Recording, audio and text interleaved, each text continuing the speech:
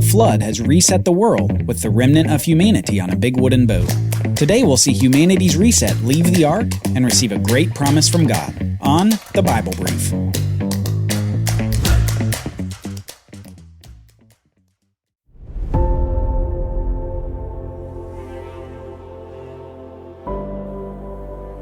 Endless water. Imagine looking out of the ark on day 41. It had been raining for 40 days straight, and finally a rest. But still, you couldn't see anything but water. Day 70, endless water. Day 125, endless water. Until finally, on about day 150, a wind begins to blow across that endless water. Over the next few weeks and months, it seems like those waters are ever so slightly beginning to subside. And then suddenly, a great thundering thump. If they weren't in a boat, they might have thought it was an earthquake. But no, the boat didn't appear to be floating now at all.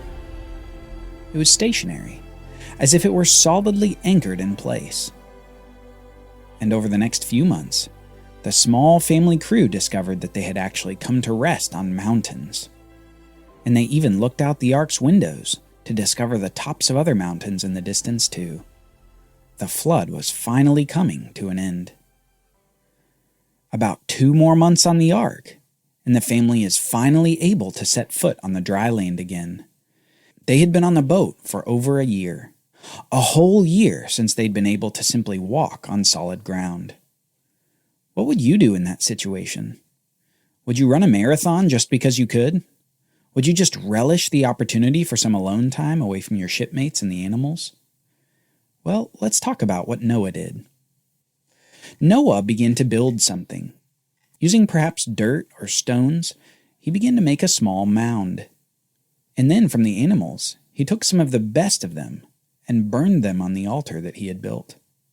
He did, in a way, the same thing that Abel had done. He offered something to God out of a heart of faith and worship. As if Noah were saying, I know my family and I should have been swept away like the rest of humanity, but I'm admitting that we're not perfect, and I'm offering a substitute death in the place of our own. Just like you did for Adam and Eve in the garden, God, when you slayed that animal to cover them with skin, please accept this offering as a substitute and a covering for us too.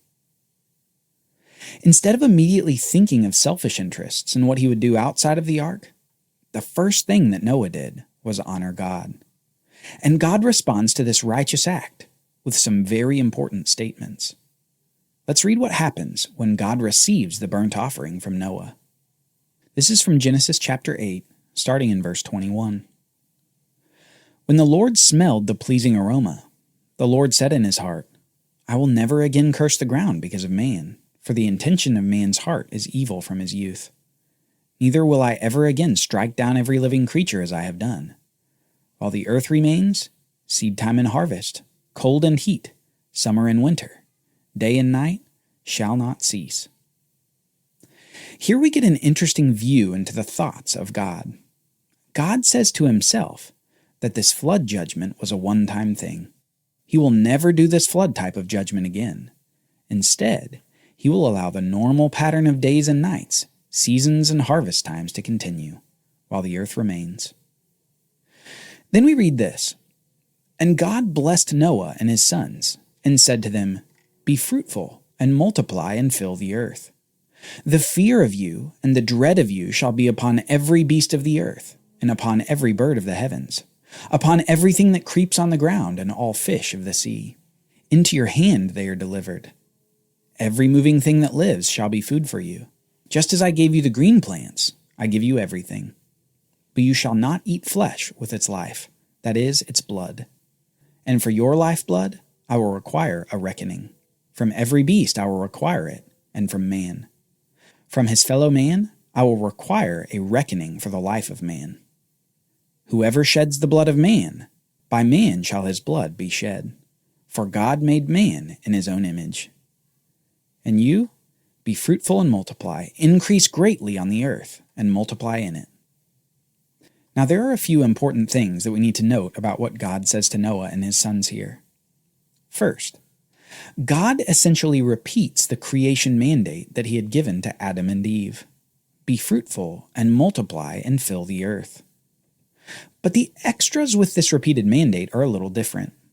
Formerly, they were to rule over the animals, but now their rule would be marked by the animals' fear of the humans. Something about the relationship between humans and animals had fundamentally changed after the flood. Perhaps it had to do with the other extra, that God was now allowing mankind to eat animals. Formerly, they'd only eaten plant life, but now animals were fair game too. The second important note is this. God is making a clear rule regarding the value of human life. He says that, "Whoever sheds the blood of man, by man shall his blood be shed." For, and here's the reason, God made man in his own image. In other words, capital punishment is now a rule for dealing with the murder of a human. If you spill the lifeblood of a human, you forfeit your own life in the process. Further, even if an animal kills a man, that animal forfeits its own life as well. God is expressing something that our modern society would do well to regard. Every human life matters, because every human is made in the image of God. Finally, the third important note is connected with the second. The third note is this. Blood is the signifier of physical life. Now, we might have learned this back when Cain killed Abel, when God said that Abel's blood was crying out to him from the ground. As far as the Bible's concerned, in the blood is the life, whether for an animal or a human. The blood is the life. Now, this ends up being related to the death penalty itself as we move forward. If life is in the blood, then death means the spilling of blood. Further, as we look forward in the Bible, even here in this very passage with Noah's sacrificial offering of animals to God, we see that the substitutes for humans must die to satisfy the death penalty that people deserve. Remember that death penalty is deserved because of sin against God. This system of substitutes is going to be significantly developed as we move on from here. So just keep this in mind. The life is in the blood. So in this communication so far by God, he's reiterated the creation mandate for humans to be fruitful and multiply and fill the earth. He's implemented capital punishment for the crime of murder. And he's explicitly defined the connection between blood and life. With all that, let's move on to the next part of what God says to Noah and his sons. And this is a monumental moment because we're going to see God make some promises in a particular context, a context called a covenant. Then God said to Noah and to his sons with him, "Behold, I establish my covenant with you and your seed after you, and with every living creature that is with you, the birds, the livestock, and every beast of the earth with you, as many as came out of the ark. It is for every beast of the earth. I will establish my covenant with you, that never again shall all flesh be cut off by the waters of the flood, and never again shall there be a flood to destroy the earth." So God, by establishing a covenant with Noah, his sons, and with all the animals that were in the ark, he ensures that he will never destroy the earth by a giant flood again. And we need to focus on two things here: the concept of a covenant and future judgment. First, let's talk about the concept of a covenant. And listener, this is very important to the Bible. Arguably, the whole overarching structure of the Bible story is centered like a bullseye on the covenants that God makes, and especially on the promises in those covenants. Promises that ultimately relate to the seed of the woman that the Bible anticipates from the very beginning. A biblical covenant could be defined as this: a formal bond between parties, establishing a relationship where one or both parties are bound to certain activities associated with the bond. Now I'm going to say that again. It's a formal bond between parties, establishing a relationship where one or both of those parties are bound to certain activities associated with the bond. The major biblical covenants almost all involve God promising certain activities without regard to the other party. And these covenants would be considered irrevocable covenants. They can't be revoked because God doesn't go back on his promises. In irrevocable covenants, we essentially see God making promises and then underlining them, italicizing them, and bolding them before putting them in all caps. God is saying this: these promises are as sure as it gets. Nothing will get in the way of them. So here in these covenant promises to Noah, we see God saying that he will never again flood the earth in judgment. And by establishing a covenant, this formal bond, God is essentially saying, pay attention, a worldwide flood will never happen again. And this leads us to the second point. God's specificity in the covenant is critical to notice. Here, he's not promising never to complete a worldwide judgment or destruction again. No, he's simply specifying that any future worldwide judgment will not be using a flood. When God does it, it will be by other means. And as we move forward from here in the Bible, we'll begin to discover that the next time, it won't be with water. It will be with fire. But that is for another episode. Let's keep reading.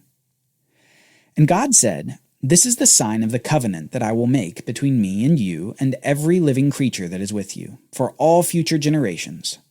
I have set my bow in the cloud, and it shall be a sign of the covenant between me and the earth. When the bow is in the clouds, I will see it and remember the everlasting covenant between God and every living creature of all flesh that is on the earth." Here we see an example of another theme we'll continue to see in the Bible as we move on. God is providing a sign to Noah, his sons, and the animals, a physical representation of the covenant promise that he's given. He gives them a sign of the rainbow, a reminder to God and man that God will not flood the earth again in judgment, a sign that points to God's promise. Okay, now we've been through a lot so far in the Bible story, and we've focused intently on the beginning of the story, because there are so many conceptual items that we simply must understand before we can move forward at a bit faster pace. If we build a building without a solid foundation, that building is going to come toppling down. So what we're doing right now is building that solid foundation. But listener, you may be asking yourself, okay, so what does this all have to do with Jesus so far? Why should I care about all of this? Well, you don't want to miss our next episode. In the next episode, we're going to briefly be taking a break from the narrative to see how the story so far relates to Jesus. We're going to help you see how the whole Bible points to the fulfillment of God's promises, and especially to the promise of Jesus. See you next time on The Bible Brief.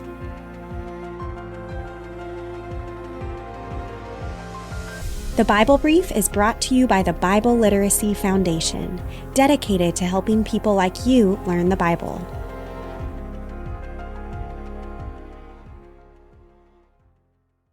Copyright Bible Literacy Foundation 2023.